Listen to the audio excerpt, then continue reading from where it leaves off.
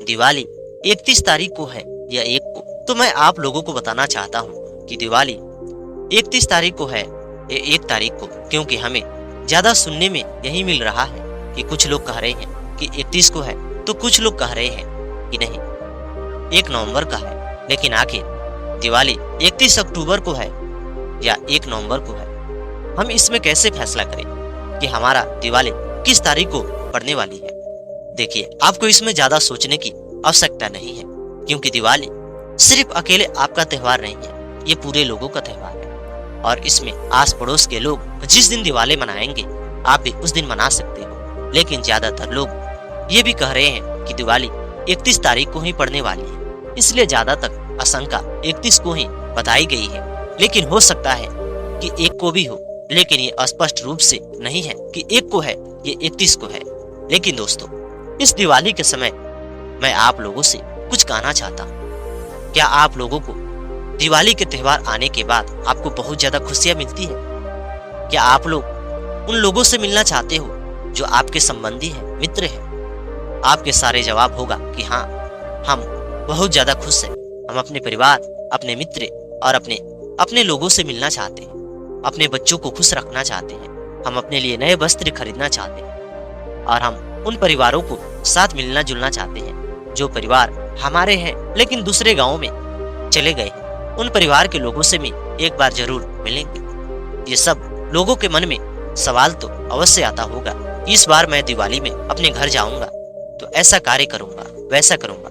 लेकिन जैसे वह घर आते हैं, अपने परिवार की खुशियां में सारी उनकी खुशियां भूल जाते हैं और उन्हें अपने परिवार के अलावा कुछ याद नहीं आता। लेकिन मैं आप लोगों को दिवाली के समय एक ऐसी कथा सुनाने जा रहा हूँ जिस कथा को सुनने के बाद अपने आप पे गर्व होगा।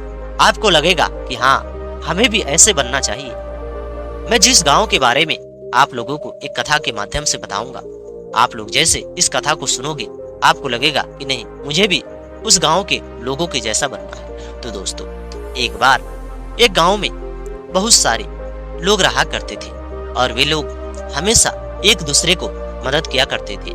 वे जब भी उनके जीवन में कोई त्योहार आता, वे सारे लोग त्योहार के समय में अपने त्योहार में थोड़ी सी कटौती कर लेते और पैसे इकट्ठे करके उन गरीब परिवार के लोगों को मदद करते। जिनके घरों में दिया नहीं जलता उसे वह जलाने के प्रयास करते। उन परिवार के लोगों को वस्त्र खरीद देते, उनके लिए भी पटाखे दे देते और सारे लोग एक साथ गाँव में मिलकर ऐसे कदम उठा रहे थे और लोगों को खुश कर रहे थे। लेकिन वह कैसे हुआ? पहले एक गांव में एक बूढ़ा व्यक्ति था। उसने देखा कि हमारे पड़ोस में दिया नहीं जल रही, क्योंकि दिया इसलिए नहीं जल रही थी, उसका पूरा परिवार हॉस्पिटल में चला गया था और बीमारी से वो जूझ रहा था। उन्हें खराब लगा। उन्होंने सोचा कि अगले बार मैं पूरे गांव में घूम घूम कर देखूंगा कि जिनके घर में दिया नहीं जल रही है वह हमारे धर्म से है, उन्हें मैं खुश करूंगा। उनके घर में हम दिया जलाएंगे, के दरवाजे पे जाकर हम पटाखे फोड़ेंगे और उनका भी परिवार खुशी से झूम उठेगा। और उन्होंने ऐसा निर्णय लिया। लेकिन उनके पास पैसे तो थे, लेकिन उतना पैसा नहीं थे, इसलिए उन्होंने अपने एक और भाई को एक साथ किया और वे दोनों भाई अगले वर्ष किए। दूसरे वर्ष उन्होंने कुछ और लोगों को कहा, लेकिन उनमें से 2-3 लोग जुड़े और वे लोग भी ऐसा करते गए। देखते ही देखते गांव की आधी समाज भी उनसे जुड़ गई और आज का समाज, पूरे गांव के लोग भी जुड़ गए थे और सारे लोग एक साथ मिलकर उन परिवार को खुशियां देते जिन परिवार में खुशियां नहीं थी। क्योंकि बीमारी कोई त्योहार, कोई धर्म, कोई जाति और किसी भी समय आ सकती है, ये देखकर नहीं आती। इसलिए वह उन परिवारों को ज्यादा मदद करते जिन परिवार में बीमारी लगी है। उन परिवार में बीमारी की वजह से उनके घर में कोई भी त्योहार अच्छा नहीं लगता, इसलिए उन परिवार को मदद करते चले गए। एक दिन उन्होंने एक परिवार के पास गए और उन्होंने देखा कि वह बुढ़िया काफी रो रही है। उनसे पूछा गया, हे बूढ़ी माँ, तुम क्यों रो रही हो? आखिर तुम्हें रोने का कारण क्या है? आज दिवाली का त्योहार, सारे लोग अपने घरों में पकवान बना रहे हैं, अपने बच्चों के साथ पटाखे फोड़ रहे हैं, नए वस्त्र पहने हैं, परिवार के साथ मिल रहे हैं, खुशियां बांट रहे हैं, लेकिन तुम बैठी हुई रो रही हो। तभी वो बुढ़िया कहने लगी कि हे बेटे, मैं क्या बताऊं, मेरे जीवन में ऐसी दुख और दुर्दशा बनी है कि मैं अपनी दुख और दुर्दशा को देखकर बहुत ज्यादा परेशान हूं। एक मेरी बेटी है, उसका सूरत काली था। उसकी शादी मैंने किसी घर में कर दिया और उस परिवार के लोग आज हमारी बेटी को अपने घर से बाहर निकाल रहे हैं। उनका कहना है कि नहीं, ये लड़की का सूरत ठीक नहीं और उसके शरीर में बीमारी है, हम बीमारी का इलाज नहीं करा पाए और हम उसे नहीं रख पाए। लेकिन मेरी बेटी वहां से आने का नाम नहीं ले रही है। वहां पे जाकर मुखिया और सरपंच लोगों के साथ बैठकर पंचायत लगाई। उन लोगों ने कहा कि नहीं, उस परिवार के लोग तुम्हारे साथ ऐसा नहीं कर सकते। लेकिन उन लोगों ने तो और ज्यादा अफवाहें फैलाना शुरू कर दिया और कहा कि ये लड़की चरित्रहीन हो चुकी है और ये तो मुखिया और पंच के साथ गैर संबंध में रह रही थी, जिसकी वजह से मेरी बेटी डूबने के लिए नदी के किनारे गई थी।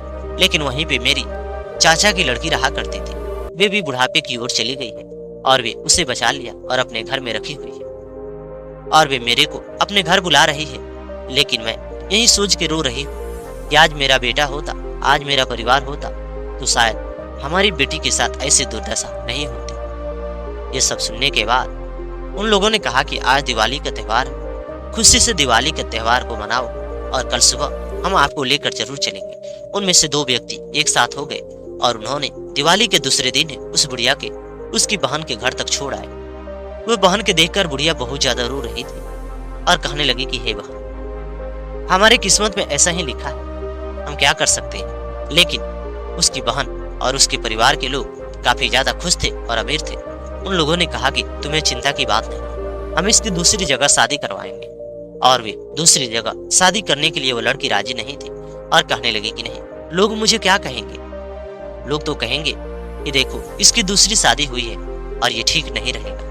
मैं कभी भी अपनी इज्जत, अपनी प्रतिष्ठा को खराब नहीं करना चाहती, इसलिए भले मैं यहीं पे अपने जीवन को व्यतीत कर लूंगी, लेकिन कभी भी मैं दूसरी शादी करने के लिए नहीं जाऊंगी। यह सुनने के बाद वो माँ उसे कहने लगी कि बेटी, कब तक तुम मेरे ऊपर बोझ बनी रहोगी, मेरी बात को मानो, तुम शादी कर लो, नहीं तो एक समय बाद मैं भी चली जाऊंगी और मेरे जाने के बाद तुम्हारा सहारा कौन बनेगा, नहीं तुम्हारा भाई है और नहीं कोई तुम्हारा भौजाई है। तुम किसके पास आओगे, एक समय बाद तुम्हारी मौसी भी इस संसार को छोड़ के चली जाएगी।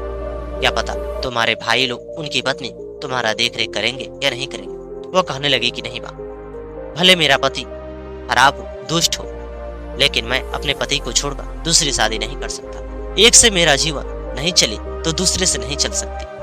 और लाख समझाने के बाद भी वो स्त्री नहीं मान पाई। एक दिन उनके घर में एक तांत्रिक जी आए और वे तांत्रिक जी से उन्होंने दिखाया और कहा कि देखो ना, हमारी बेटी की दुर्दशा बहुत ज्यादा हो रही है और हम दिवाली का त्योहार छोड़कर अपने घर पे आने की कोशिश की लेकिन आ नहीं पाए। उसके बाद उन्होंने कहा कि ठीक है। उस बेटी को जब उन्होंने देखा तो कहा कि ये तो इसका पति भी इसे देखकर हमेशा चिढ़ता रहेगा, पति के साथ कभी भी इसका मिलन नहीं हो सकता। उन्होंने कहा कि लेकिन आखिर क्यों? तभी वो बताने लगे कि जिससे इसकी शादी हुई है उसकी भौजाई ने इसके पति को अपने बस में कर लिया है और वे मिठाई में पढ़ा लिखा कर उसे खिला दिया है, जिसकी वजह से उसके बस में वह हो चुका है। ये सब सुनकर लड़की के मां रोने लगी, लेकिन मौसी अपनी बहन को छुपाई और कहने लगी कि चुप हो जा मीरा, और वे मीरा को चुप कराई। कहने लगी कि हे बाबा, आप बताओ कि इसका तरीका कौन सा है जिसकी वजह से हमारी बेटी ठीक हो जाए। तभी मौसी की बात सुनकर उन्होंने कहा कि ठीक तो हो जाएगी, लेकिन इसके लिए तुम्हें कुछ काम करना पड़ेगा और वे काम अगर कर देते हो तो ठीक अवश्य हो जाएगी। इस लड़की के जो पति है उसका एक वस्त्र लेकर आना है, चाहे उसका बनियान हो या कोई अन्य वस्त्र हो, उसे लेकर आना है और मैं उसमें कोई ऐसा मंत्र पढ़ूंगा और साथ में मैं भी कुछ पकवान मैं आप लोगों को कुछ पढ़ के दे दूंगा और वे पकवान इसका पति खाएगा और वे वस्त्र पहनेगा। कुछ महीने में वह खुद अपनी पत्नी को यहाँ से आकर लेकर चला जाएगा। तभी वह कहने लगी कि लेकिन ये काम कौन करेगा, ये तो जाने के लिए तैयार नहीं है। उन्होंने कहा कि नहीं, बेटी को तो जाना ही पड़ेगा और उन्होंने अपना पूरा पता बताया और कहा कि तुम लोग यहीं पे आ जाना, लेकिन ये बात तुम लोग किसी से मत बताना। ऐसे में मैं किसी के झाड़ फूक नहीं करता, क्योंकि मैं आप लोगों को इसलिए कर दिया क्योंकि किसी का घर उजड़ रहा है और किसी को घर बना देना, किसी को घर बसा देना, ये तो पुण्य के काम होता है और इसलिए मैंने ये सब कर दिया। इसलिए लोगों में ये बातें मत फैलाना। और ये सुनने के बाद मौसी और उसकी माँ उसे रात भर समझाई और कहने लगी कि बेटी, एक तो बात है और तुम्हारे पति में कमी नहीं है, तुम्हें जाना चाहिए। और वे दूसरे दिन वहाँ पे जा पहुंची। जैसे वो दूसरे दिन पहुंची तभी उसकी जेठानी वो देखकर बहुत ज्यादा उसे परेशान हुई और घर से बाहर भागाने लगी। लेकिन जैसे तैसे वो घर में गई, अपने पति को वस्त्र को ली और वहां से चली आई और आकर वो बाबा के पास चली जाती है और मौसी भी जाती है। बाबा उसमें मंत्र पढ़ते हैं और कुछ पकवान में वो मंत्र पढ़ के दे देते हैं और कहते हैं ये पकवान उसे अपने पति को खिला देना है। और वे फिर से दूसरे दिन जाती है, लेकिन पति उसे रास्ते में मिल जाता है। पति अब तो थोड़ी सी उसे देखकर घबराता है और वे कहता है कि क्या कर रही हो, हमारे घर पे क्यों आई हो? तभी वो कहती है कि नहीं, मैं ऐसे ही आई हूँ। और वे अपने बच्चों को लेकर जा रही थी और बच्चों को पकवान खिला रही थी। तभी वो पति को कहती है कि आप भी खाइएगा। वे कहने लगा कि नहीं, लेकिन वो दोबारा देती है, थोड़ी सी खाता है और वे यहाँ से कहता है कि तुम चले जाओ। और वे बेचारी वहां से चली आती है, मुस्कुराती है, खुश होती है और वे सोचती है कि अब तो हमारा काम हो गया। तभी वो जैसे घर आती है और वे बेचारा उसका पति वहां पे पहुंचता है अपने घर पे। तभी उसकी जेठानी उससे 10 बात बताती है और कहती है कि तुम्हारी पत्नी आई थी, मैंने उसे घर से बाहर भगा दिया। तभी वो कहने लगा कि वे तो रास्ते में भी मिली थी और वे आ रहे थे, लेकिन मैंने उसे घर से बाहर भगा दिया और कहा कि नहीं, तुम हमारे घर पे नहीं आ सकती। मैंने तो पहले ही उसे भगा दिया। और वे दोनों जेठानी और वे देवर बहुत ज्यादा खुश लग रहे थे। समय धीरे धीरे बीतता चला गया। एक दिन रात में वो देवर सो रहा था, जो मीरा की दामाद था। उसने सोचा कि मेरी पत्नी मेरा साथ छोड़ चुकी है और मेरी जो भौजाई है मेरे को बस में करना चाहती है। अगर मैं पैसे कमाकर अपनी भौजाई को दे रहा हूँ, अपने भाई के बच्चों को दे रहा हूँ, लेकिन कल के दिन हमारे भी बच्चे हैं, बड़े होंगे और उनकी शादी विवाह के लिए पैसे कहाँ से आएगा? वे सब उसके मन में सवाल उत्पन्न हो रहा था। तभी उसने सोचा कि नहीं, मुझे अपनी पत्नी के पास जाना चाहिए। और वे अपने भाई से ये बात को कहा। तभी वह भाई अपनी पत्नी से कह देता है और उसकी जो पत्नी थी अब वो अपने देवर को डांटने लगी और कहने लगी कि जाओ जाओ, मुझे तो आप पे पहले ही विश्वास था, मुझे पता था कि तुम अपने पत्नी के बिना नहीं रह सकती।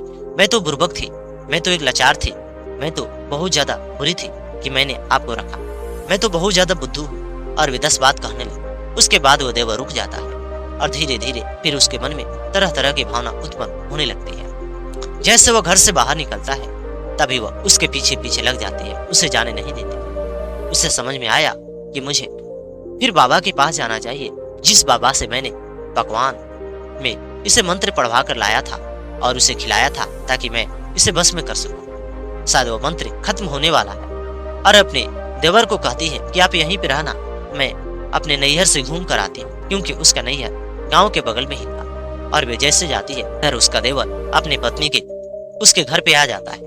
और घर पे आने के बाद वो कहता है अपनी सासू माँ से कि मुझे माफ कर दो, मेरी आंखें बंद थी और मैं अपनी पत्नी को बुरा समझता था, काली समझता था। वो तो मेरी जो जेठानी थी, मेरी भाभी थी, उसने मेरे को बस में कर ली थी पैसे के कारण। उसे पता नहीं था कि उसने मेरे साथ ऐसा किया, लेकिन ये लोग सब बताते हैं कि उसने आपके मंत्र पढ़वा कर आपको बस में कर लिया था। और वे कहता है कि चलो। और वे जैसे जाता है तभी उसकी भौजाई रास्ते में मिलती है और वे अपनी देवरानी को देखती है और देखकर वो चक्कर काटती है। वे तो वहीं पे झगड़े लड़ाई करती है, लेकिन उसका देवर वहीं पे जवाब देता है और घर लेकर आता है।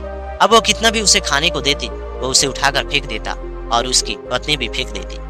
और बाद में जब उसे पता चला, वे लोग पूरे गांव के सामने ये बातों को कहती है, जिसकी वजह से गांव समाज के सारे लोग अब उसकी भौजाई को बुरा साबित करने लगे और कहने लगे कि ये तो बहुत बुरी है, इसकी हालात ऐसी होनी चाहिए। और उसके बाद वो मीरा अपनी बहन को घर छोड़कर अपने गांव आ गई। आने के बाद उन गांव के सदस्यों को बताया कि हमारे साथ ऐसे हुआ और हमारी बेटी आज खुशी से रह रही है। आप लोगों को बहुत बहुत धन्यवाद दोस्तों। उसके बाद उन परिवार के लोग बहुत ज्यादा खुश रहने लगे, लेकिन वह जेठानी काफी दुखी थी और वे ऐसा करतूत कर रही थी ताकि मैं अपने देवर को बस में कर लूं। लेकिन देवर तो बस में नहीं हुआ। उसका पति भी उसका साथ छोड़ने वाला था, लेकिन पति जब साथ छोड़ने वाला था तभी उसकी देवरानी उसके पति को एक साथ मिलाने की कोशिश की और वे अपने पति से कहने लगे कि देखो, तुम्हारे भाई तुम्हारी भाभी को मार रहे हैं, घर से भगा रहे हैं, उन दोनों को रिश्ता टूटने से बचा लो। वे एक ऐसे इंसान थे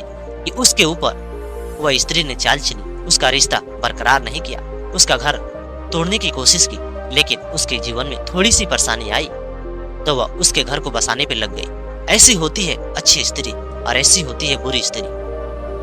और उधर हमेशा अपनी माँ से मिलती और अच्छी अच्छी बात कहा करती और कहती कि माँ, मुझे उस घर में नहीं जाना था, लेकिन आपने तो उस घर में जाने से आप लोग रोक रही थी, लेकिन देखो आज हमारा घर परिवार पूरी तरह से सही हो गया और हम अपने परिवार के साथ कितने बड़े अच्छे से रह रहे हैं। अगर तुम उस समय मेरी शादी करवा देती या मौसी करवा देती तो हमारा कैसे हालात होता। मैं कहती थी कि एक न एक दिन मेरा पति मेरी बातों को जरूर सुनेगा, और आज वह समय आ गया कि मेरे पति ने मेरी बातों को पूरी सही ढंग से सुन लिया।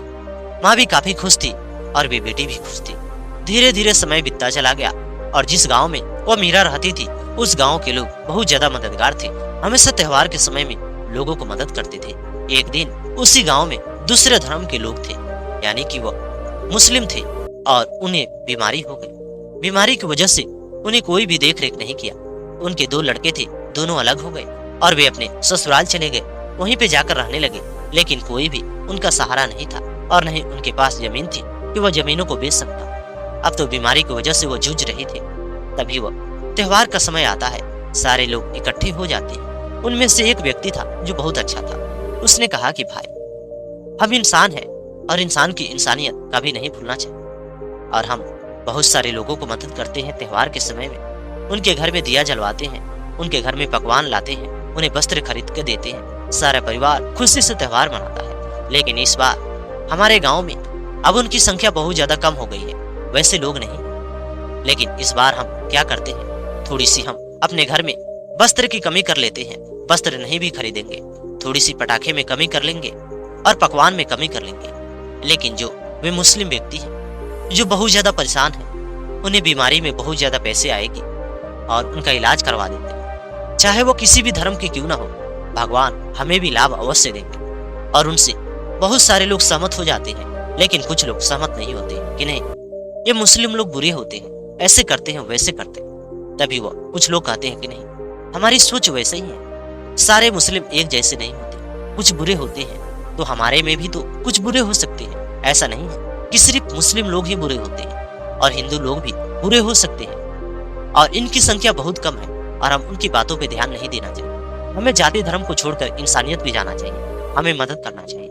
और लोगों ने पैसे इकट्ठे करके उन बूढ़े व्यक्ति के पास गए और उस मुस्लिम व्यक्ति को उन्होंने इलाज कराया। इलाज कराने के बाद वो जब बिल्कुल ठीक हो गए, उस दिन से उस परिवार के साथ वो जुड़ गए और वे दिवाली भी मनाते, ईद भी मनाते और अपने भी त्योहार मनाते और उनका भी त्योहार मनाते, और खुशी से उन परिवार के साथ वो रहने लगे। धीरे धीरे उन गाँव के लोगों से भी अन्य गाँव के लोग प्रभावित हो गए। उन गाँव में लोग आते और दूसरे गाँव के लोगों को भी लेकर आते और कहते कि देखो इन गाँव के लोग कैसे हैं, कि सारे धर्म और सारे जाति को छोड़कर अपने साथ इंसानियत को बरकरार रखते हुए अपने त्योहार को मनाते हैं। चाहे वो किसी भी जाति को क्यों ना हो, सब मिलजुल कर मनाते हैं। उस गांव में बड़े से बड़े प्रधान, बड़े से बड़े अफसर और तरह तरह के लोग आते और उनसे मिलते और कहते कि भाई मुझे वोट देना।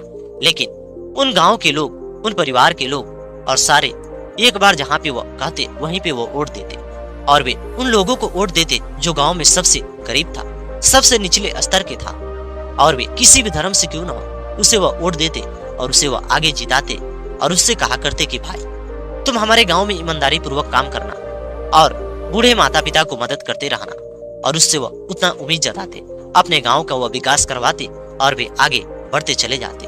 अब उस गांव के लोगों के लिए अब तो दूसरे गांव के लोग भी उनके बातों को चलाते और कहा करते कि देखो उस गांव परिवार में कितनी ज्यादा मोहब्बत है, कितनी ज्यादा प्रेम है कि वह एक साथ अपने गांव को लेकर चल रहे हैं। हमें भी अपने गांव में ऐसे ही करना चाहिए। उनसे कुछ गांव के लोग प्रभावित हुए तो कुछ गांव के लोग इकट्ठा तो करना चाहते थे, लेकिन उनकी इकट्ठा और उनकी बातों नहीं जमती थी। दोस्तों, यही कारण है कि कुछ लोग अपने जीवन में इतना ज्यादा आगे बढ़ जाते हैं और कुछ लोग आगे नहीं बढ़ते हैं। दोस्तों, ये दिवाली का कथा आप लोगों को कैसी लगी? उम्मीद करता हूँ ये दिवाली की कथा आप लोगों को भी बहुत अच्छी लगी होगी। मैं आप लोगों से एक बात कहना चाहता हूँ कि चाहे हम किसी भी धर्म जाति के क्यों ना हो, हमें अपने अंदर इंसानियत बरकरार रखना चाहिए। हमें कभी भी दूसरे के बहकावे में नहीं आना चाहिए। आजकल के समय में कुछ लोग ऐसे बहका देते हैं, वे दूसरे जाति धर्मों के लोगों को लेकर वो बहुत ज्यादा तरह तरह की बातें कहते हैं, जिससे कुछ लोग भी उनके बहकावे में आ जाते हैं और ज्यादातर हम जैसे नौजवान लोग भी बहकावे में आ जाते हैं। हमें उनकी बहकावे में नहीं पड़ना चाहिए। ज्यादातर नेता लोग ऐसी करतूत करते हैं, उनके लड़के विदेश में पढ़ते हैं, लड़कियां विदेश में पढ़ती हैं, तो उनकी संख्या 13 लाख हो गई है जो हमारे देश से जा रही है। लेकिन वे सब ऐसी बातों में नहीं आएंगे। वे चाहेंगे कि गरीब परिवार के लोग मूर्ख बनाएं और उन्हें हम तरह तरह की बातों में फंसाते रहे और हमारा तो वोट और हमारी तो जो भी राजनीतिक है चलती रहती है।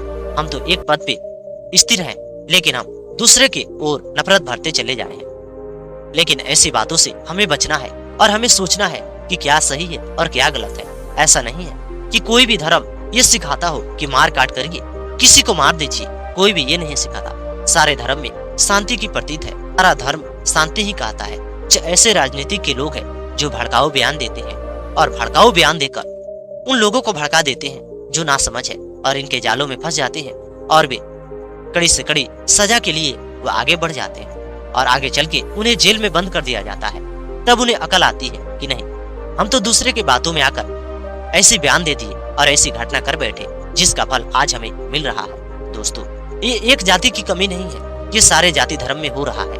वहाँ के जो कुछ लोग हैं वे ऐसी बातें करते हैं जिससे कुछ लोग उनकी बातों में आ जाते हैं और वे आगे जाके फंस जाते हैं। और जो कहता है उनके बच्चे तो इस बयान में होते नहीं है, उनका बच्चा तो विदेश में पढ़ता है। इसलिए आप सभी से हाथ जोड़कर अनुरोध है, इस दिवाली के समय में आप अपने आप से कमिट करिए और हम सभी को करना है कि हम कभी भी किसी भी दलालों के बीच में हम भड़काऊ बयान में नहीं आएंगे और हम कभी भी किसी को नुकसान नहीं पहुंचाएंगे, चाहे वो किसी भी जाति का क्यों ना हो, हिंदू हो मुसलमान हो, इससे कोई फर्क नहीं पड़ता है। लेकिन हमें कभी भी किसी के बहकावे में नहीं आना है, नहीं तो सजा तो हम भुगतेंगे, भड़का कर वे चले जाएंगे। और वे जितनी बात बोलते हैं सब अपने राजनीतिक के लिए ही बोलते हैं ताकि उनकी कुर्सी बची रहे और उनके बातों को सुनकर किसी अन्य लोगों के ऊपर अत्याचार हो जाती है और उनके लिए उनका अत्याचार तो बहुत ज्यादा हो जाता है। और जो लोग करते हैं वे तो एक न एक दिन कारावास के पीछे चले जाते हैं और वे सजा भुगतते चले जाते हैं। दोस्तों, मैं उम्मीद करता हूँ कि आप लोगों को